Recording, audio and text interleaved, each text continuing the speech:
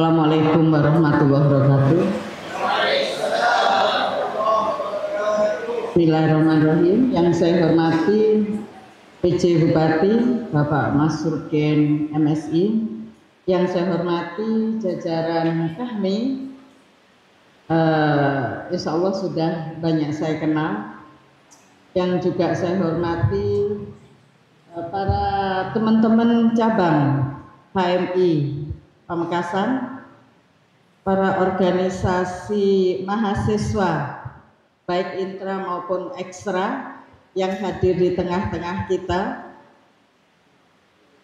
para undangan yang tidak bisa saya sebutkan satu persatu, kemudian juga teman-teman komisariat yang juga saya hormati, yang juga saya hormati pula panitia yang sudah menyiapkan acara senior Pers tingkat nasional.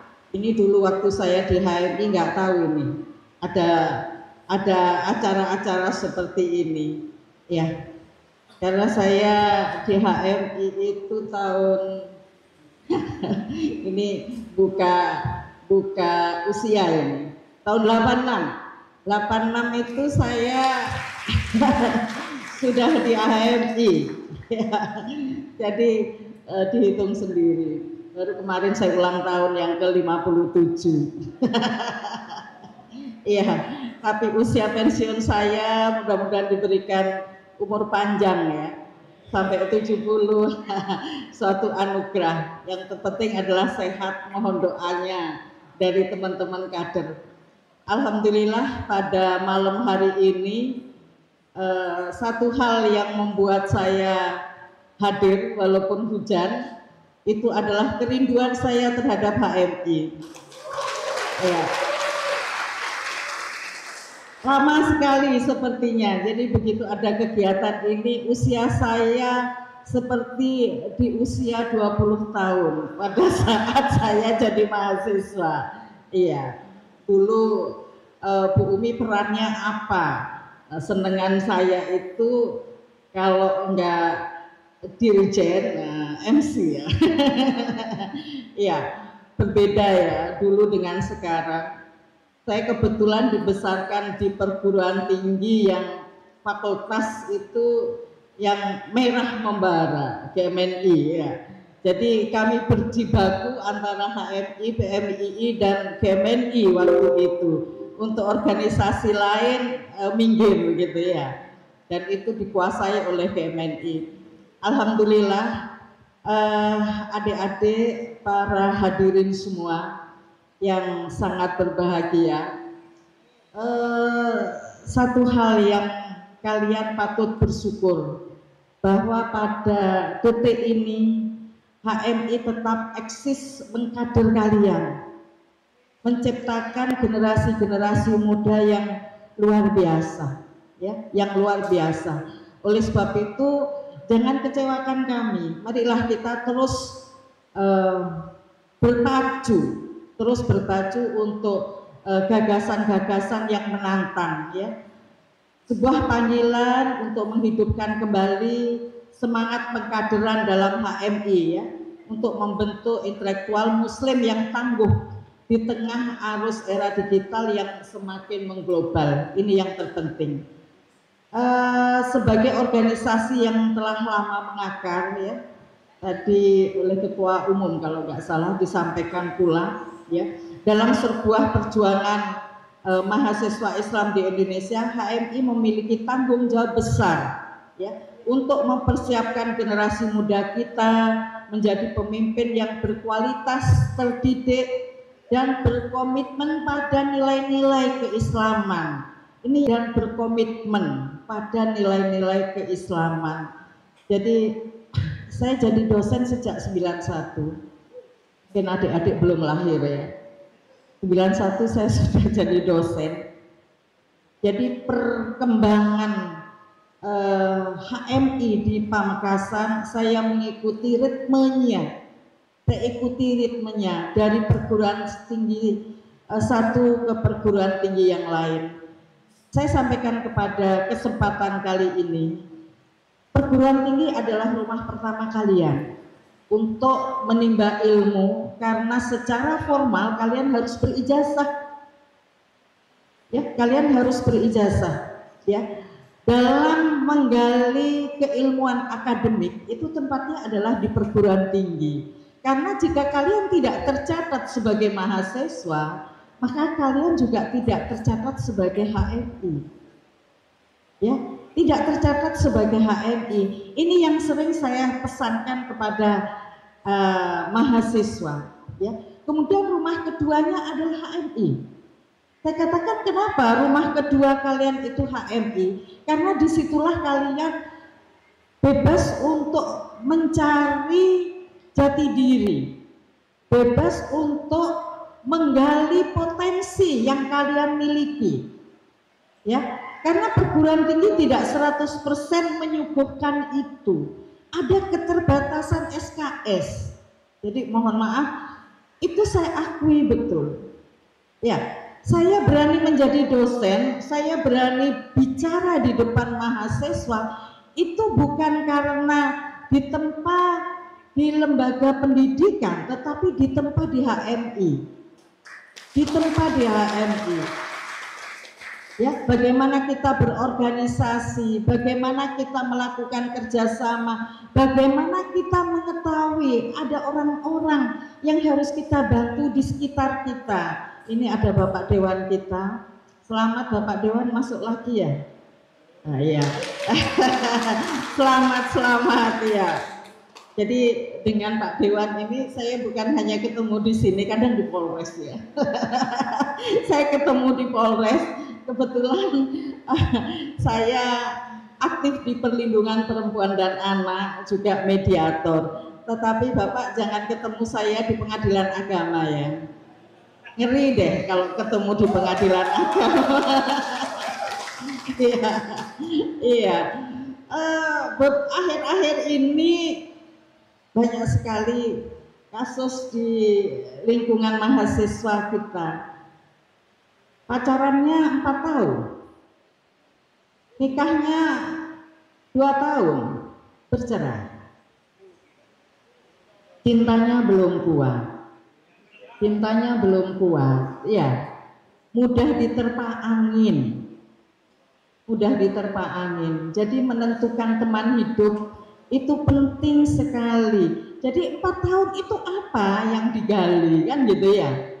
Ternyata belum kuat. Oke. Namun tantangan yang dihadapi oleh mahasiswa saat ini jauh berbeda dari masa-masa sebelumnya. Era digital ya telah membawa perubahan besar dalam cara kita berinteraksi. Ya.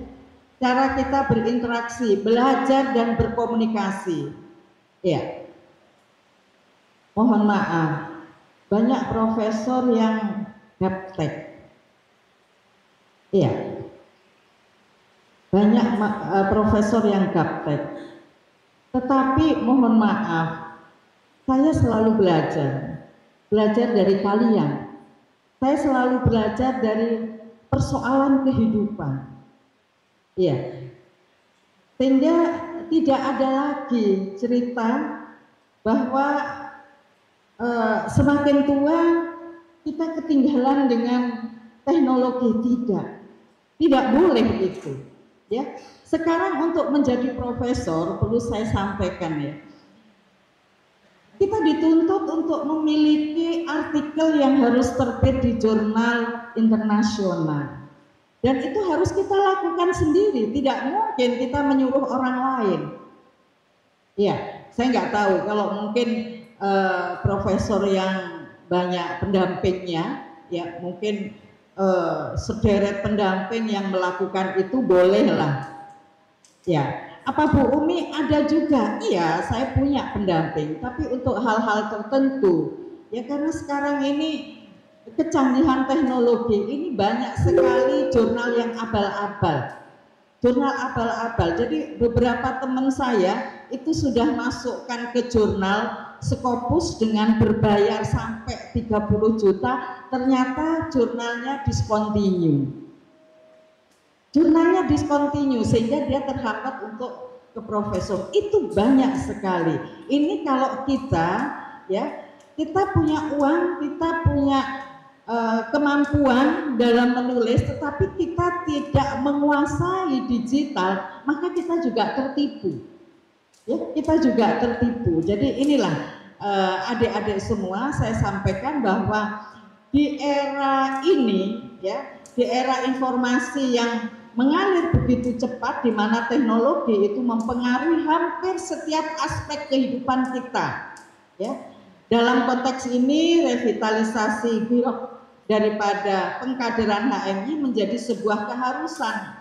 Jadi giroh semangat atau kegairahan harus dipengaruhi atau diperbaharui dan diperkuat agar HMI dapat terus menjadi wadah yang relevan dan efektif bagi mahasiswa Islam untuk tumbuh dan berkembang. Jadi giroh pengkaderan HMI harus menjadi api yang membara, ya, dalam membentuk intelektual muslim yang mampu menghadapi tantangan zaman.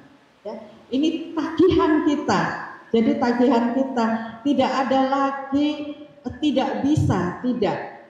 Tapi saya yakin remaja-remaja sekarang, terutama kader-kader HMI, itu sudah 200% di depan saya. Larinya sudah 200% di hadapan saya. Jadi mungkin saya sudah terbelakang ya, tetapi jangan khawatir Bu Umi yang sudah 57 tetap belajar.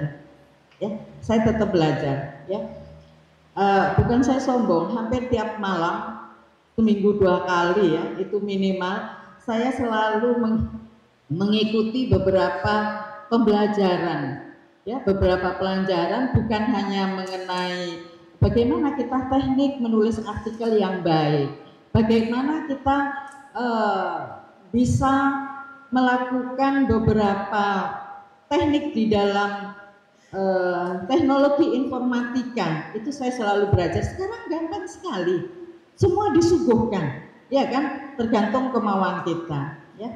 Oke, saya lanjutkan. Namun revitalisasi ini tidak hanya sekedar tentang semangat semata.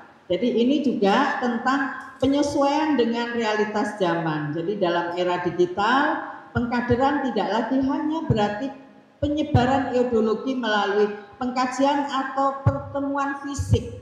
Ini juga tentang pemanfaatan teknologi untuk memperluas jangkauan, memperkaya pembelajaran dan memperkuat komunikasi. Jadi oleh sebab itu ada langkah-langkah konkret yang perlu diambil. Yang pertama, HMI perlu berinvestasi dalam mengembangkan platform digital yang memadai untuk mendukung pembelajaran dan komunikasi antar anggota. Tadi sudah disampaikan pula oleh Ketua Umum, ini bisa berupa aplikasi, situs web, atau platform media sosial yang didedikasikan untuk keperluan internal HMI. Kemudian yang kedua, pendekatan pengkaderan juga perlu disesuaikan dengan kebutuhan dan minat generasi muda. Jadi mungkin melibatkan penerapan metode pembelajaran yang lebih interaktif dan berbasis teknologi seperti pembelajaran daring, webinar, dan podcast ya. Kemudian yang ketiga, kolaborasi dengan berbagai pihak itu penting ya. Kolaborasi dengan berbagai pihak termasuk lembaga pendidikan formal, industri, dan komunikasi lainnya juga perlu diperkuat ya. Ini akan membuka peluang bagi mahasiswa untuk mendapatkan pengalaman nyata. Sekarang kita sudah mulai pembelajaran Merdeka Belajar. Ini dituntut betul ya. Dunia industri ya terbuka untuk kalian. Jadi tergantung kalian mau lari kencang atau tidak ya. Kemudian terakhir, penting untuk tidak melupakan nilai-nilai keislaman dalam proses pengkaderan. Revitalisasi giroh pengkaderan HMI harus tetap didasarkan pada nilai-nilai Islam yang kokoh seperti keadilan, kedermawanan ya, dan keilmuan dalam menghadapi tantangan zaman ya. Kita tidak boleh melupakan akar dan identitas kita sebagai mahasiswa Islam ya. Sebaliknya kita harus memperkuatnya, menghidupkannya kembali, dan memadukannya dengan semangat baru dalam menyongsong masa depan yang digital. Itulah esensi dan revitalisasi Biro Pengkaderan HMI dalam membentuk Muslim Intelligentsia di era digital. Adik-adik kader HMI, perlu saya titipkan bahwa terakhir ini banyak sekali persoalan-persoalan yang ada di masyarakat kita. Jadi persoalan apa? Itu semua bermuara dari digital. Oleh sebab itu kita harus menjadi kader yang cerdas. Kader yang cerdas dalam memilah dan memilih, ya. Kami berharap sekali. Jadi katakanlah kami menitipkan masyarakat ini kepada kalian, generasi muda ini kepada kalian, ya. Tolonglah disampaikan kepada anak-anak, ya, kepada remaja yang mulai memasuki tingkat untuk menuju kedewasaan, ya, untuk bisa memilih, ya, dalam penggunaan digital.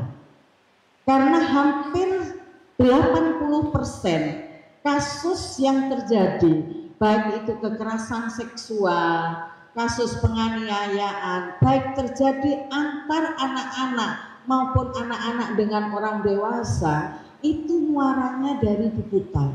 Oleh sebab itu marilah kita sampaikan kepada anak-anak muda, ya, generasi penerus kita, bahwa kita harus cerdas dalam penggunaan digital, ya. Kami berharap HMI muncul di tengah-tengah masyarakat, ya, muncul di tengah-tengah masyarakat. Seminar oke, ya kan? Workshop oke, FGD oke, tetapi kalian perlu belusukan ke daerah-daerah. Di situ banyak kantong-kantong persoalan masyarakat, terutama narkoba dan kekerasan seksual, ya. Hampir setiap hari kami mendampingi kasus-kasus seperti itu. Kami titipkan itu. Mari kita berkolaborasi dengan beberapa perguruan tinggi. Ya, oke. Saya kira itu yang bisa saya sampaikan. Kurang lebihnya saya mohon maaf. Yang sedikit ini mungkin tidak berarti dibawa.